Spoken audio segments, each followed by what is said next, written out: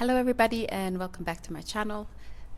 I would like to start today's video by saying that if you have sensitive proclivities, maybe you may want to tune off of this video, because if you looked at the thumbnail, you'll probably understand why. So I'm going to provide a brief story or scenario of how I ended up here.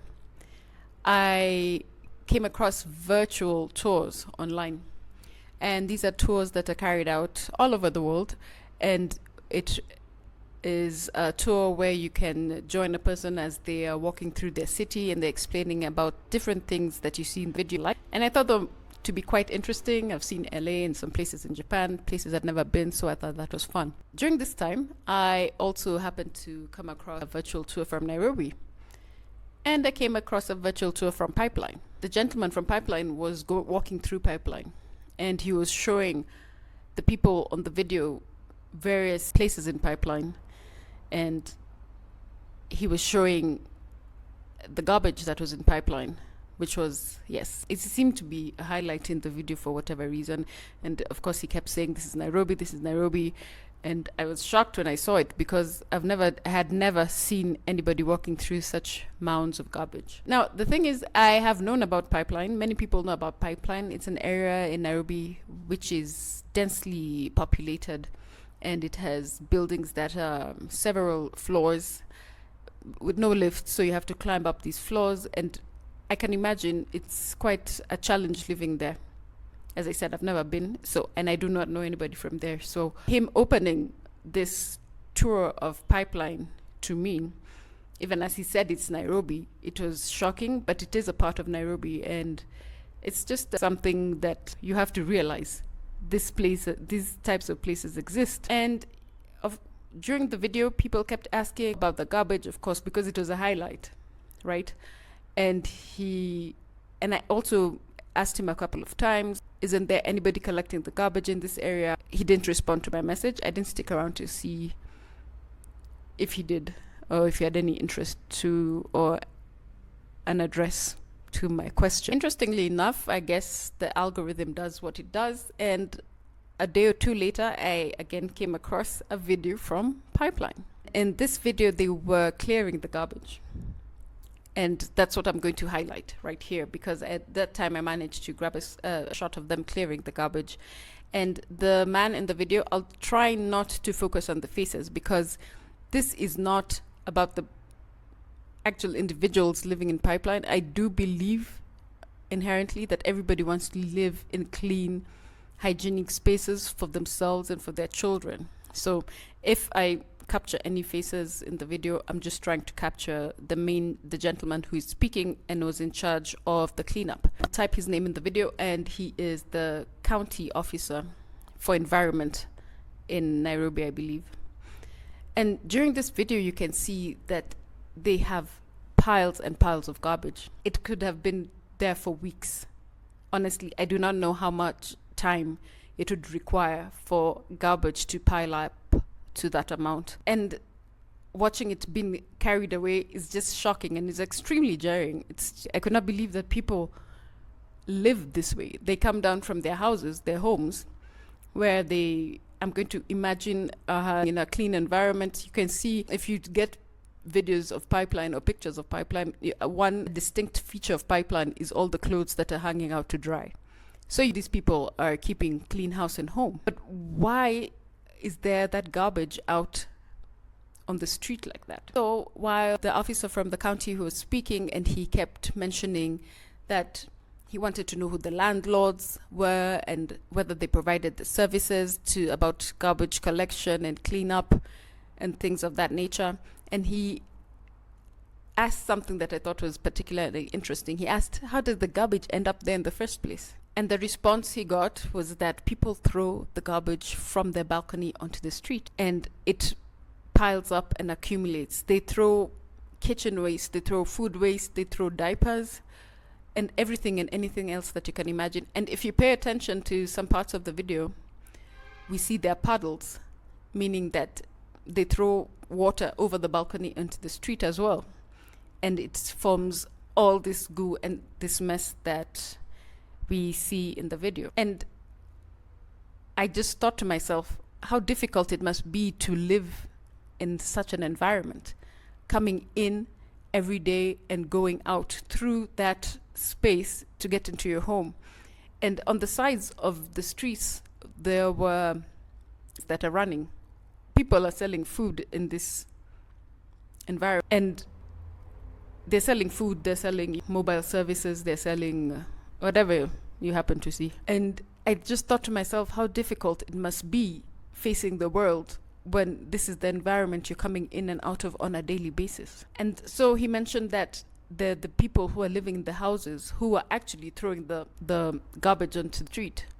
And I thought to myself, what state of mind must you be in to do that, knowing that obviously this garbage will not vanish miraculously, as you can see the pile that's on the street, that it has to be collected by someone somehow. Ideally, the county council should provide service for garbage collection, and I don't know the arrangement. I'm not sure how the county council runs, so I do not know the arrangement in that regard. But either way, it ends up where we see it ended up. And I thought to myself, why would somebody actively do that, knowing that garbage does not vanish? We all wish it would, but it does not. It has to be taken care of. And one would be quick to look at these people who live in that area and think, oh my goodness, they do not know how to take care of the environment and any other thing that people, when you're talking about people who live in a difficult environment and how they live, any thought can come to mind, until I remembered. One day I was in a car, as we all are in from time to time, and while we're driving, there was a luxury vehicle driving ahead of the vehicle I was in. And there's nothing so spectacular about this story until it reaches this point, because during that journey, a passenger in the luxury vehicle rolled down their window and threw garbage from their car out. And I would never think to do that, because I know, and I'm educated, and even an educated person will know, an uneducated person will know that when you throw garbage, somebody has to deal with it. It will not deal with itself. And I realized that this is an issue that we in Nairobi, or we as a country, deal with. This is a mental issue, because there is no way that an adult can actively throw garbage out of their car and garbage from the balcony, thinking that it will somehow vanish. I'm assuming that's what you think, because what did you think was going to happen to it when you did that? And the reason I bring this up is not to expose Nairobi. Nairobi is many things. Nairobi is not only these high rises that people are showing you, but it's I just wanted to highlight that the growth of this country, we also require growth from the mental place in how we do things. Because if basic things like taking care of your garbage cannot be handled in the proper way, then how do you manage to do anything else well? How do you manage to take care of your children or your neighbor's children or your surroundings well? How do you think you'll manage to have a clear mind to operate in this world well when these are the things that are being done? Now, during the video, there was of who should pick up the garbage and who should keep it clear. But we need to understand we are all keepers of this environment, all of us, every single one of us. Any paper you throw out and do not, think about who is going to pick it up, we are the ones destroying it. There's nobody else to blame for this. Discussion of CBOs, these are who should be collecting the garbage. A CBO is a community-based organization, or the county council. Why isn't the county council collecting the garbage? But how did the garbage get there? How did that level of garbage get there? That's what we need to start from. That's the starting point.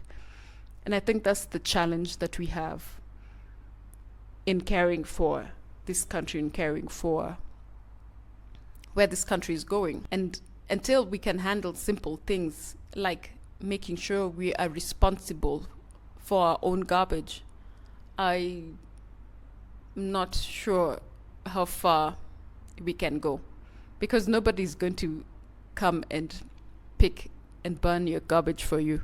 We already know that, because the county council was not doing it, because if they were doing it, it wouldn't have gotten to that level, right? It all begins with ourselves. That's what it starts with. And it begins in the mind and how you live your life. Now, I didn't do this video to lecture. It may sound like a lecture, but it was extremely alarming when I watched it.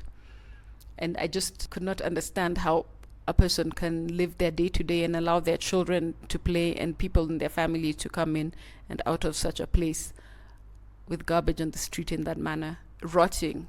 It must have been rotting for days. It was baffling. But as I said, if somebody who one could assume is well off, if you're in a luxury vehicle in Nairobi, if somebody from that of life can litter, why should you expect any different from people who live in even more challenging situations? And we must learn to do better. Yeah, I think that was the message of the video. Let's learn to do